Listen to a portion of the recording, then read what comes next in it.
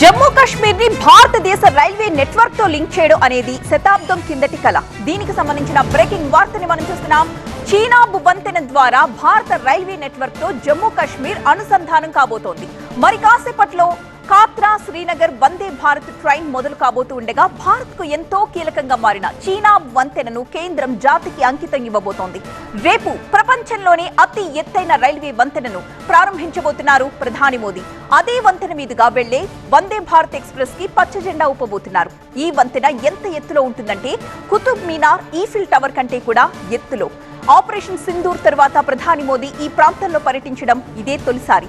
వంతెన ప్రారంభం అనంతరం కాత్రాలో బహిరంగ సభలో ప్రసంగిస్తారు మోదీ. చీనాబ్ నదిపై లోయలో రెండు పర్వతాల్ని కలుపుతూ నిర్మించారు చీనాబ్ రైల్వే వంతెన. ఈ కొత్త ట్రైన్ మార్గం ద్వారా జమ్మూ శ్రీనగర్ మధ్య ప్రయాణ సమయం గణనీయంగా తగ్గబోతోంది. ఇకపై జమ్మూ నుంచి శ్రీనగర్ కి కేవలం 3 గంటల్లోనే చేరుకోవచ్చు.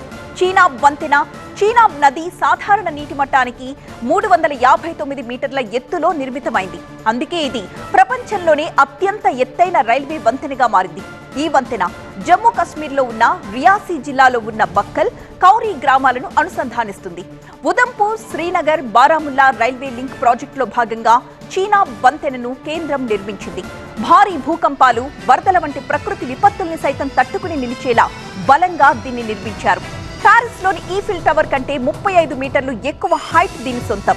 ఢిల్లీలోని కుతుబ్ మీనార్ కంటే 5 రెట్లు ఎక్కువ ఎత్తును చీనాబ్ వంతెన కలిగి ఉంది. దాదాపు 2,86,00,000 కేజీల స్టీల్ ని ఈ వంతెన తయారీకి వినియోగించారు.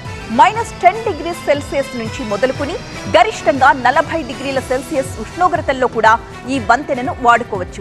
1.31 కిలోమీటర్ల మేర విస్తరించి ఉన్న చీనాబ్ వంతెన నిర్మాణానికి కేంద్రం 1,486 కోట్ల రూపాయలు ఖర్చు పెట్టింది.